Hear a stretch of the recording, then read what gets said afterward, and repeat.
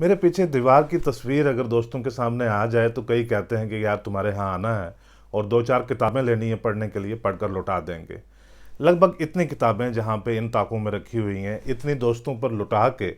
मैंने ये फ़ैसला लिया कि ज़ीरो लैंडिंग पॉलिसी की किताब जो है वो नहीं देनी। लेकिन किताबों को यहाँ पे धरे धरे मैं भी क्या करूँगा, फिर मैंने ये फ़ैसला लिया कि क्यों ना ऐसा किया जाए कि किताबों को फिज़िकली यहाँ से डिस्प्लेस करने के बजाय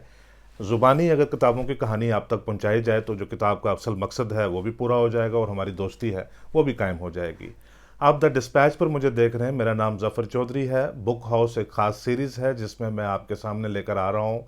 एक किताब। हर हफ्ते किताब की कहानी या उस किताब के पीछे की क्या कहानी है वो मैं आप तक लाने की कोशिश कर रहा हूँ। आज जो किताब मेरे हाथ में है,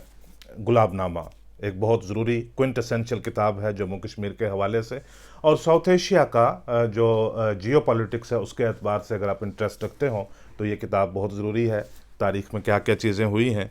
ये महाराजा गुलाब सिंह जो जम्मू कश्मीर के फाउंडर थे उनकी बायोग्राफी तो ज़रूर है, लेकिन उससे पीछे के भी बहुत सारे हालात, डोगरे कौन हैं और जो डोगरा कम्युनिटी, डोगरा डिनास्टी वो किस तरह से शेप अप हुई। और गुलाब सिंह का ख़ास करके, क्योंकि जो गुलाब सिंह को हम एग्ज़ामिन करते हैं तारीख़ में, हर शख्स का जो जिसने एक बड़ा रोल तारीख़ में प्ले किया होता है उसको हिस्ट्री बाद में अपने तरीके से एग्ज़ामिन करती है।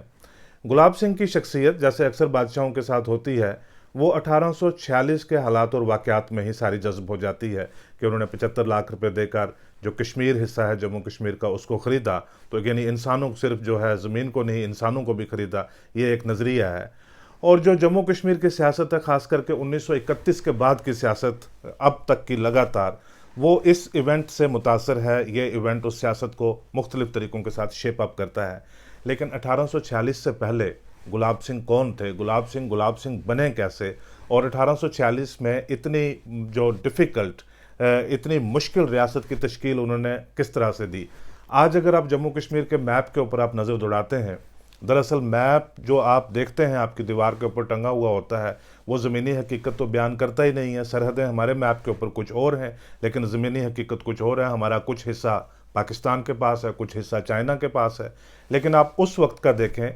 कि आप जम्मू से फ़र्ज़ करें, आप इमेजिन करें कि आज की जिस तरह से रियासतें होती हैं, आपको कितनी इंटेलिजेंस एजेंसीज होती हैं, आर्मी होती है, सिक्योरिटी फोर्सेस होती हैं, सैटेलाइट्स हैं, जहाज़ हैं, ड्रोन्स हैं, ये सारा कुछ इस्तेमाल करके आप जो मुल्क की सरहदों का तहफ़्फ़ुज़ करते हैं, आप सॉवरेनिटी जो है उसको बचा कर रखते हैं। उस ज़माने में अगर आप जम्मू से बैठकर बादशाहत कर रहे थे या फिर श्रीनगर से आपने बादशाहत करनी शुरू की, तो गिलगित के हालात क्या थे, बल्तिस्तान के हालात क्या थे, स्कर्दू के क्या थे, लद्दाख के क्या थे, आपको कैसे पता चलता होगा। और इतनी दूर तक फैली हुई सरहदों का आप किस तरह से तहफ़्फ़ुज़ करते होंगे। ये सारी चीज़ें जो हैं इसका मुआवजना करना, इसको इसकी तहकीक करना, इसको समझना, ये हमारे लिए भी कि ह्यूमन माइंड ने प्रोग्रेस किया है या ह्यूमन माइंड जो है वो रिग्रेस किया है उसके बाद, ये एक बड़ी दिलचस्प कहानी है।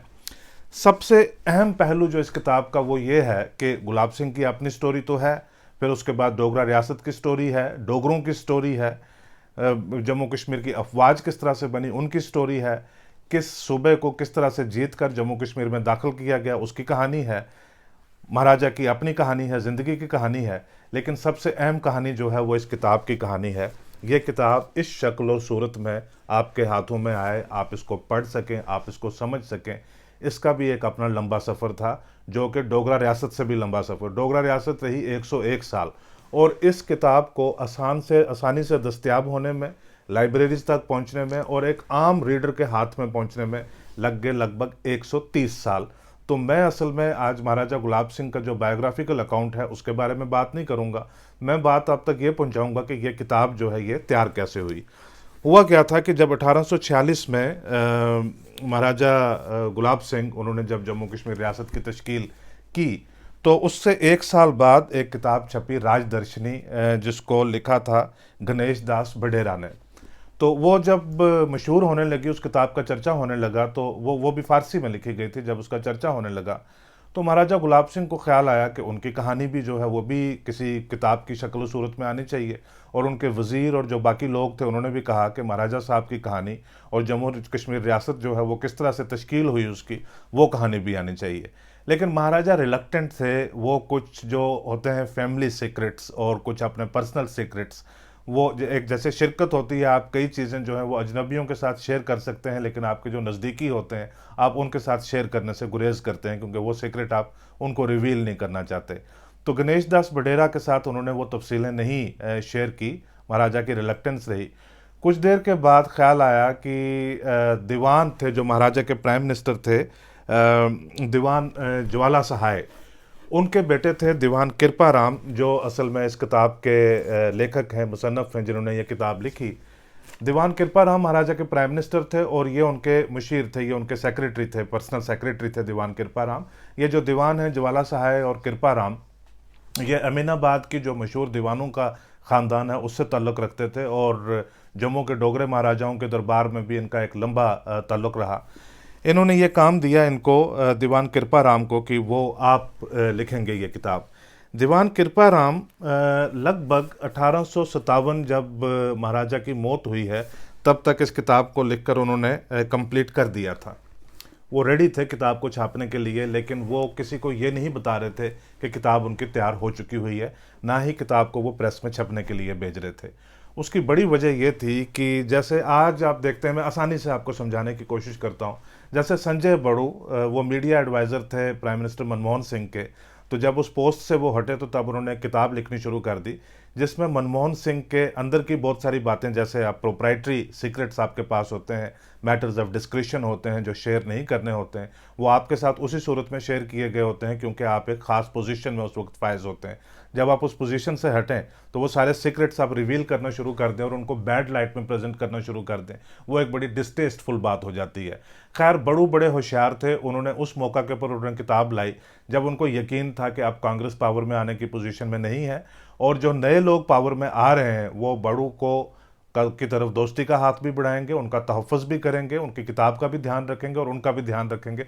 तो लिहाजा उन्होंने एक बड़ा समझदारी का फ़ैसला लिया। लेकिन दीवान कृपा राम जो है वो इस किस्म का फ़ैसला लेने से गुरेज कर रहे थे। कहने का मतलब ये कि जब आपका बायोग्राफिकल अकाउंट जब आपका लिखा जाता है तो उसमें सारी चीज़ें जो हैं वो चैरिटेबल नहीं होती, कुछ चीज़ें जो हैं वो अनचैरिटेबल भी होती हैं। ख़ास करके वो दौर जब अफरा तफरी का एक माहौल लाहौर दरबार में हो गया 1839 में, और तब से लेकर 1846 तक के जो वाक़यात थे कि महाराजा गुलाब सिंह के भाइयों की भी मौत हुई, उनके भतीजे की भी मौत हुई, उनकी फैमिली में इतने बड़े नुकसानात हुए, लेकिन महाराजा गुलाब सिंह जो है वो ज़िंदा रहे, उन्होंने सारी चीज़ों को सर्वाइव किया। अगर इस स्टोरी को अगर आप एक तरफ से देखें तो ये आपको बड़ी हीरोइक स्टोरी लगती है कि गुलाब सिंह किस तरह से सर्वाइव कर गए, लेकिन अगर आप दूसरी तरफ से एग्जामिन करें, जैसे आज के माहौल में लोग सवाल पूछते हैं, तो सवाल भी उठ सकते हैं कि ऐसा कैसे हो गया कि फैमिली के बाकी लोग सारे मारे गए और गुलाब सिंह सर्वाइव कर गए। फिर उसके बाद एक अहम बात ये आती है कि गुलाब सिंह राजा थे जम्मू के, बहुत बड़े एक वॉरियर थे, डिप्लोमैट थे, बहुत बड़ी जहानत के मालिक थे।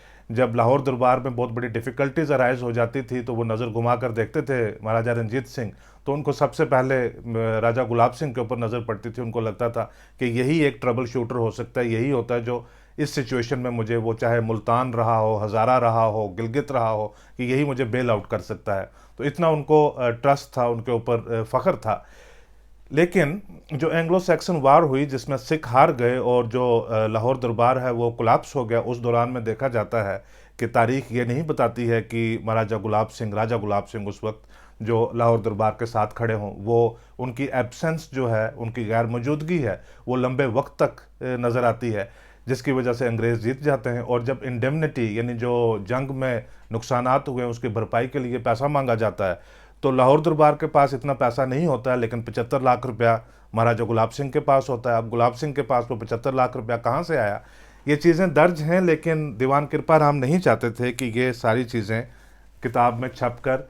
जब महाराजा बहयात थे तब आए, या फिर उसके बाद जब महाराजा रणबीर सिंह आए तो तब भी शायद उनको ये था, थोड़ा हेजिटेशन थी इस बात को लेकर, वो थोड़े कॉशियस थे, पूरे श्योर नहीं थे कि ये किताब आ जानी चाहिए इस वक्त या नहीं। ये फिर काफ़ी लंबे वक्त तक जो है ये किताब नहीं मिल नहीं पाई, और कोई 10 साल के बाद यानी 1865 में जब ये दोबारा इसको रिवाइव किया गया, लेकिन 1876 में, 1857 में कंप्लीट हुई, फिर 1865-66 में उन्होंने कहा कि इसका ड्राफ्ट कंप्लीट है, अगर आप छापना चाहें तो छाप सकते हैं। 1875 में इसको पहली बार छापा गया, पर्शियन में थी, फ़ारसी में थी किताब, और फारसी में आप में से बहुत सारे लोग जानते होंगे कि जब दीवान लिखे जाते हैं तो वो एक पोइटिक फॉर्म में लिखे जाते हैं। तो ये तोहफ़ा तोहफ़ा एक कश्मीर प्रेस, इससे हमें इस बात का भी पता चलता है, इस बात का भी एविडेंस मिलता है कि 1875 में श्रीनगर के अंदर प्रिंटिंग प्रेस, बाकायदा तौर के ऊपर किताबों की प्रिंटिंग होती थी, और तोहफ़ा एक कश्मीर नाम की प्रेस है जिसमें 1875 में इसको छापा गया। उसके बाद लेकिन 7-8 साल के बाद जो है इसकी सारी कॉपीज़ हैं वो ख़त्म होगी। लोगों का बड़ी दिलचस्पी थी, इंटरेस्ट था कि वो किताब को पढ़ें, लेकिन किताब पढ़ने के लिए मिल नहीं रही थी। ख़ास करके जो वेस्टर्न ट्रैवलर्स हैं वो कॉपीज़ हासिल करना चाहते थे, वो बरतानिया लेकर जाना चाहते थे ताकि वहाँ पे जो पॉलिसी मेकर्स हैं, मिलिट्री स्ट्रेटजिस्ट्स हैं, वो पढ़ सकें और उनको महाराजा गुलाब सिंह के बारे में पता चले। तो इस तरह से 1901 में राजा अमर सिंह, जो महाराजा हरि सिंह के वालिद थे, उन्होंने चिट्ठी लिखी उस वक्त के महाराजा प्रताप सिंह को। उन्होंने कहा कि ये हर साल लगभग 500 रुपया, 1000 रुपया जो है वो बजट में, बजट एस्टिमेट्स में रखा जाता है इस किताब की ट्रांसलेशन के लिए और डिस्ट्रीब्यूशन के लिए, और मैंने देखा कि वो हर साल वो पैसा लैप्स हो जाता है। उसकी बड़ी वजह यह है कि आज तक कोई एबल ट्रांसलेटर हमें मिला नहीं जो इस किताब को ट्रांसलेट कर सके, और लिहाजा मेरी गुजारिश आपसे ये है कि इस किताब को जल्द अज जल्द ट्रांसलेट करवाया जाए अंग्रेज़ी में, ताकि लोग पढ़ सकें और उसकी मज़ीद ट्रांसलेशन जो है जहाँ जहाँ पे उसकी ज़रूरत हो वो भी हो सके। उन्होंने रेकमेंड भी किया कि जिस तरह से स्टेन ने ट्रांसलेशन की थी राजतरंगिणी की, उसी पैटर्न के ऊपर एग्रीमेंट किया जाए किसी के साथ कि इसकी ट्रांसलेशन हो। तो वो 3000 रुपये का बजट था जब राजतरंगिणी की ट्रांसलेशन हुई थी, जिसमें से 1000 या 1200 रुपया जो है वो ट्रांसलेटर को दिया गया और बाकी 1200-1500 रुपया कागज़ खरीद कर किताब को छपा कर उसकी डिस्ट्रीब्यूशन के ऊपर रखा गया। तो इन्होंने कहा कि एक 2000 रुपये का एक जो बजट है वो रखा जाए जो इसको ट्रांसलेट करने के लिए, और उसके बाद कागज़ वगैरह खरीदने के लिए, प्रिंटिंग के लिए जो है वो बाकी चीज़ें बाद में हो सकती हैं। तो एक प्रोफेसर आर्नल्ड थे लाहौर यूनिवर्सिटी में, उनको इन्होंने ढूंढा और उनको ये जिम्मेदारी दी कि आप इसका ट्रांसलेशन का काम कीजिए। आर्नल्ड ने बड़ा काम किया लेकिन बेदिली के साथ उन्होंने काम छोड़ दिया। बाद में बहुत सालों के बाद जाकर जो जम्मू कश्मीर का रिसर्च डिपार्टमेंट है उसमें देखा जाता है कि उन्होंने जो बुनियादी 60 सफ़े हैं वो ट्रांसलेट किए थे, बहुत ही बेहतरीन ट्रांसलेशन की थी, लेकिन इस वजूहात का पता नहीं चल पाया कि क्या हुआ, उन्होंने ट्रांसलेशन का काम वहीं पे अबेंडन कर दिया। उसके बाद फिर से तलाश हो गई शुरू कि कोई तो मिले जो ट्रांसलेशन का काम करे। फिर 1902 में एक बार फिर से राजा अमर सिंह ने ये जो मैटर है ये ब्रोच किया महाराजा प्रताप सिंह के साथ, और उसके बाद फिर एक उन्होंने इस पे एक मज़ीद पेश रफ्ताई, उन्होंने एक कमेटी कॉन्स्टिट्यूट की जिसके प्रेसिडेंट थे राजा अमर सिंह को ही प्रेसिडेंट बनाया, और दीवान दया कृष्ण कौल मेंबर थे, भगवान नारायण दास मेंबर थे, और डॉक्टर सूरज बल ये मेंबर थे। इन 4 लोगों के ऊपर मुश्तमिल ये कमेटी बनाई। इनकी निगरानी में ये तय पाया गया था कि बाबू जगदीश चंद्र बनर्जी इस किताब को ट्रांसलेट करेंगे, और ट्रांसलेट करने के बाद कलकत्ता में इसको छुपवा के लाएंगे। उसके लिए बजट में अच्छा खासा पैसा भी रखा गया कि वो 500 रुपया एक फ़र्म थी कलकत्ता में, उसको एडवांस किया गया कि आप इसका कागज़ खरीद लीजिए ताकि ये बेहतरीन तरीके से किताब छप के आए तो इसको पढ़ा जाए। ये बात भी मुमकिन नहीं हो पाई, और काफ़ी देर तक इसमें ये चलता रहा कि बहुत सारे लोग इन्होंने और भी ढूंढे, बाबू जगदीश का काम भी इन्होंने देखा, लेकिन वो मैच नहीं कर पा रहा था। जो दीवान कृपाराम का स्टाइल था उसको वो किसी सूरत में मैच नहीं कर पा रहा था। और उसके बाद ये था महाराजा प्रताप सिंह ने उसके बाद फिर से थोड़ी सारी इसमें एक अर्जेंसी दिखाई 1914-15 के दरमियान कि ये किसी तरीके से इसका ट्रांसलेशन का काम हो, लेकिन ये बात बन ना पाई। बिल आखिर फिर कई साल तक इसका काम जो है वो ठप रहा। कई साल 1920 की दहाई, 30 की दहाई, 40 की दहाई, 50 की दहाई, उसमें ये काम ठप रहा, किसी के हाथ ये नहीं आ पाया। बीच में जब रिसर्च की जाती है और जो गवर्नमेंट के जो रिसर्च डिपार्टमेंट है, आर्काइव्स वगैरह है, वहाँ पे देखा जाता है कि 3-4 अटैम्प्ट ज़रूर हुई थी। एक तो वो आर्नल्ड का रिसर्च का काम था जो 60 पेजेस 60 पन्ने उन्होंने किए थे। एक किसी और ने अटैम्प्ट की थी, वो भी कुछ पेजेस करके, लेकिन वो बहुत ही बुरी ट्रांसलेशन थी, वो भी कुछ पेजेस करके छोड़ दिए गए। उसके बाद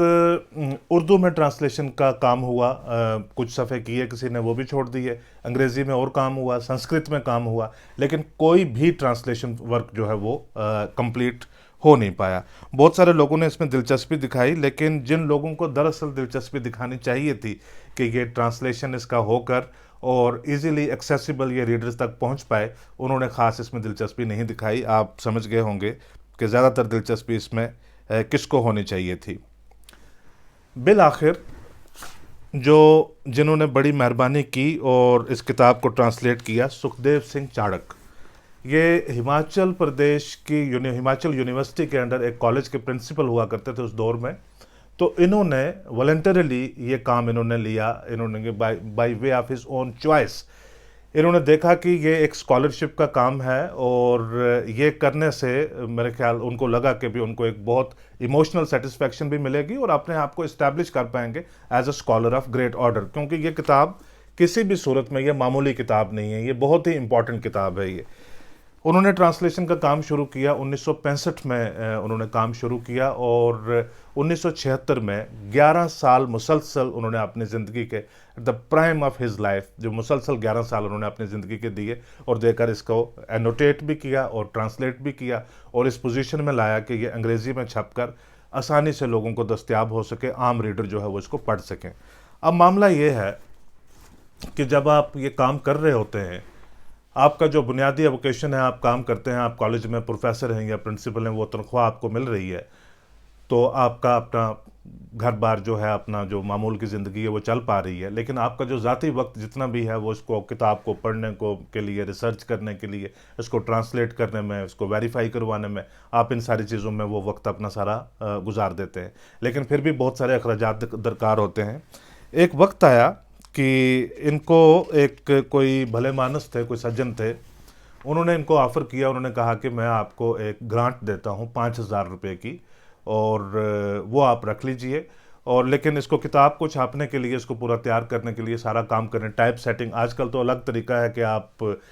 खुद ही आप पढ़ते हैं, खुद ही तहकीक करते हैं, खुद ही सोचते हैं, फिर खुद ही आपके जहन में जो है उसका एक खाका बनता है और खुद ही कंप्यूटर के ऊपर आप टाइप भी कर लेते हैं। वो दौर थोड़ा सा मुख्तलिफ था। आपको टाइपिस्ट कहीं से किसी दूसरे शहर में ढूंढ के आपको कोई टाइपिस्ट जो है वो मिलता, उससे आप टाइप करवाते उसको,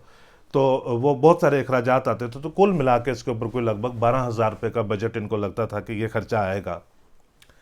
5,000 रुपये की कमिटमेंट की किसी ने कि ये हम दे देंगे और बाकी आप क्या करें कि एक एप्लीकेशन दे दें,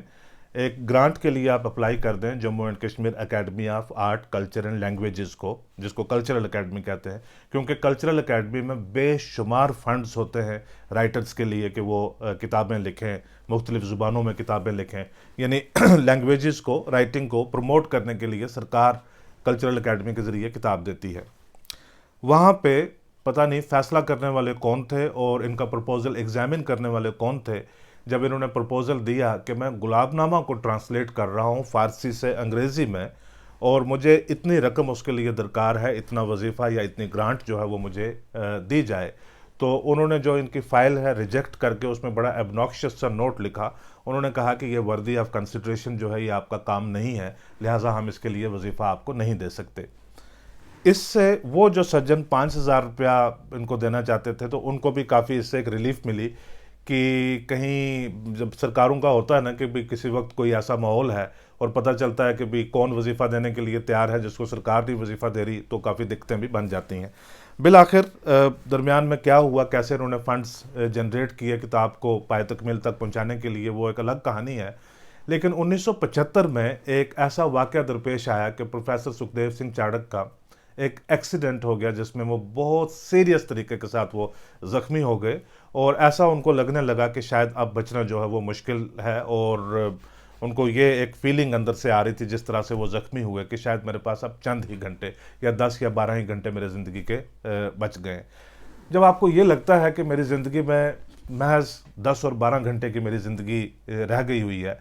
तो ये चाणक्य ये भी बताते हैं कि तब तक ये कभी किसी तिब्बी मॉलेज के पास, किसी डॉक्टर के पास, किसी हॉस्पिटल में तब तक ये अपनी ज़िंदगी में कभी नहीं गए थे। इन्होंने कुदरती जो तरीक़ाकार होता ज़िंदगी जीने का वो अपनाया हुआ था, लेकिन तब इनको एक हॉस्पिटल में भी ले जाना पड़ा। जब इनका एक्सीडेंट हुआ और इनको ये फीलिंग आई कि शायद सर्वाइवल इनका मुश्किल है,